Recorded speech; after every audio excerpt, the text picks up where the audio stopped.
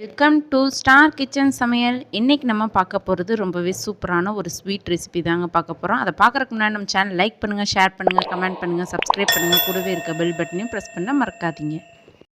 இன்றைக்கி நம்ம பார்க்க போகிற ரெசிபி ரொம்பவே வித்தியாசமான. நார்மலாக நீங்கள் தேங்காய் போலி, பருப்பு போலிலாம் சாப்பிட்ருப்பீங்க. பலாப்பழத்தில் போலி செஞ்சு சாப்பிட்ருக்கீங்களா? இன்றைக்கி நம்ம செய்ய போகிறது ரொம்பவே வித்தியாசமான பலாப்பழ போலி எப்படி செய்யலான்னு பார்க்கலாம். அதுக்கு தேவையான பொருட்கள்: 2 கப் அளவுக்கு மைதா மாவு, சிறிதளவு உப்பு சேர்த்துக்கலாம். சேர்த்துட்டு கொஞ்சம் கொஞ்சமாக தண்ணி ஆட் பண்ணி மாவை நல்லா பிசைஞ்சு எடுத்துக்கலாம். மாவுக்கு தண்ணி ரொம்ப அதிகமாக சேர்த்துறாதீங்க. நார்மலாக நம்ம போலிக்கு எப்படி மாவு பிணைவோம் அதே மாதிரியே நல்லா பிசைஞ்சு விட்டுக்கோங்க. இப்போ இதில் சிறிதளவு தண்ணி சேர்த்துட்டு நல்லா சப்பாத்தி மாவு பிசைகிற மாதிரி நல்லா பிசைஞ்சு விட்டுக்கோங்க. இப்போ பார்த்திங்கன்னா மாவு பிசைஞ்சிட்டோம். இப்போ இதில் சிறிதளவு நெய் சேர்த்து நல்லா பிசைஞ்சு விட்டுட்டு ஒரு 1/4 மணி நேரம் நம்ம இதை ஊற வச்சிடலாம். இப்போ பார்த்திங்கன்னா மாவு நல்லா பிசைஞ்சிட்டோம். இப்போ ஒரு 1/4 மணி நேரம் நல்லா ஊறட்டும். இப்போ ஒரு லிட் போட்டு மூடி வச்சிடலாம். இப்போ நம்ம செய்யக்கூடிய பூரணத்தை ரெடி பண்ணலாம். இப்போ இதுக்கு ஒரு பேன் வச்சுக்கலாம். பேனில் நான் ஒரு 1/2 கப் அளவுக்கு வெல்லம் சேர்த்துருக்கேன். இதில் ஒரு 1/2 டம்ளர் அளவுக்கு தண்ணி சேர்த்துக்கோங்க. சேர்த்துட்டு நல்லா வெல்லம் கரைஞ்சதுக்கப்புறம் இதை தனியாக வடிகட்டி எடுத்து வச்சுக்கலாம். ஏன்னா வெல்லத்தில் தூசி கல்லெல்லாம் இருக்கும். அதனால் இதை நம்ம தனியாக வடிகட்டி எடுத்து வச்சுக்கலாம். இப்போ வெல்லம் நல்லா கரைஞ்சிருச்சு. இப்போ நம்ம இதை ஸ்ட்ரெயின் பண்ணி எடுத்துக்க போகிறோம். இப்போ நான் ஒரு வடிகட்டி வச்சு இந்த வெல்லத்தை தனியாக வடிகட்டி எடுத்துக்கிட்டேன். இப்போ இதை பேனில் சேர்த்துக்கிட்டோம். சேர்த்துட்டு நல்லா வெல்லம் நல்லா கொதித்து வரட்டும். இந்த ஸ்டேஜில் நம்ம கட் பண்ணி வச்சுருக்கக்கூடிய பலாப்பழத்தையும் சேர்த்துக்கலாம். நான் இன்றைக்கி ஒரு 5 பலாப்பழம் எடுத்துக்கிட்டேன். அதாவது 5 பலாப்பழ சொலை எடுத்திருக்கேன். எடுத்துகிட்டு இந்த வெல்லத்தில் நல்லா வேகணும். நம்ம அதனால தான் வெல்லத்தில் ஒரு 1/2 டம்ளர் அளவுக்கு தண்ணி சேர்த்துருக்கோம். ஏன்னா பலாப்பழம் நல்லா வேகட்டுன்றக்காக. இப்போ இதில் சிறிதளவு ஏலக்காய் சேர்த்துக்கலாம். சேர்த்துட்டு நல்லா பலாப்பழம் பாதி அளவுக்கு நல்லா வெந்துடும். ஏன்னா ஃபஸ்ட்டே நம்ம நல்ல பழமாக தான் எடுத்திருக்கோம். அதனால் சீக்கிரமாக வெந்துடும்.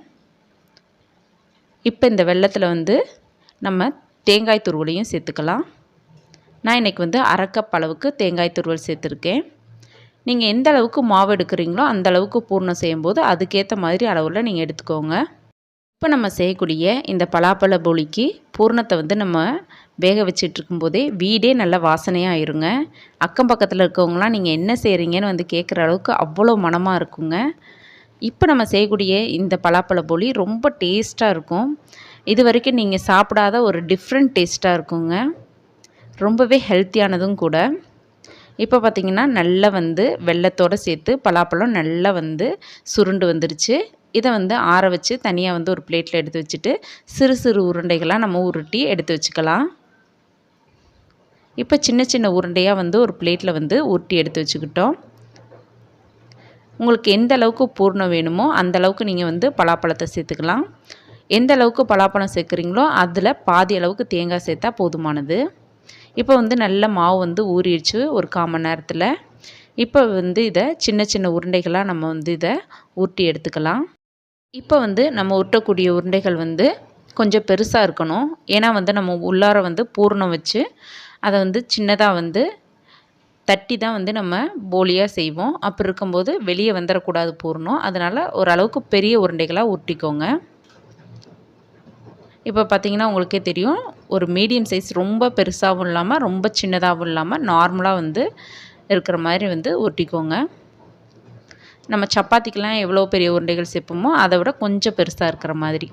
இப்போ நான் வாழை இலை எடுத்திருக்கேன். அதில் சிறிதளவு நெய் தடவி வச்சுருக்கேன். இதை இந்த மாவை நல்லா கையில் ப்ரெஸ் பண்ணி விட்டுக்கோங்க. இப்போ நடுவில் பூர்ணத்தை வச்சுட்டு 4 சைடும் நல்லா மடித்து விட்டுட்டு நடுவில் லைட்டாக சுருட்டி விட்டு அதை லைட்டாக கையில் ப்ரெஸ் பண்ணி விடுங்க. நீங்கள் இதை சப்பாத்தி கட்டையெல்லாம் வச்சு தேய்க்கலாம் தேவையில்லை. ஏன்னா பூர்ணம் வெளியே வந்துடும். அப்படி இருக்கும்போது நீங்கள் லைட்டாக கையை வச்சு மசிச்சு விட்டிங்கன்னா போதுமானது. இப்போ நம்மளுடைய போலி ரெடி ஆயிடுச்சு. இப்போ இதை நம்ம பேனில் சிறிதளவு நெய் சேர்த்துக்கலாம்.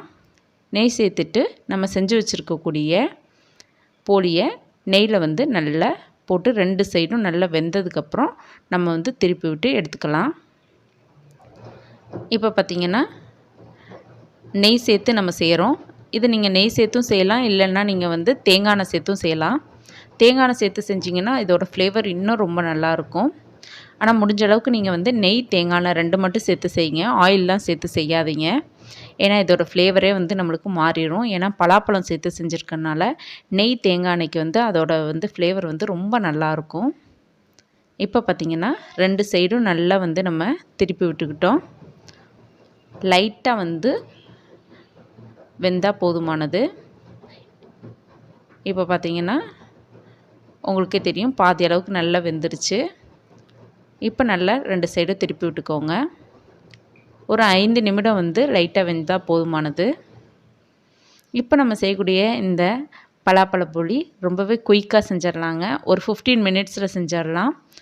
பலாப்பழம் ஒரு சில பேருக்கு பிடிக்காது. ஆனால் நீங்கள் இது மாதிரி செஞ்சு கொடுத்தீங்கன்னா எல்லாருக்குமே ரொம்ப பிடிக்குங்க, ரொம்ப விரும்பி சாப்பிடுவாங்க. இப்போ பார்த்திங்கன்னா நம்மளுடைய பலாப்பழ போலி ரெடி ஆயிடுச்சுங்க. இந்த ரெசிபியை நீங்களும் செஞ்சு பாருங்கள். செஞ்சு பார்த்துட்டு உங்கள் ஃபீட்பேக் கமெண்ட்டை சொல்லுங்கள். தேங்க்யூ.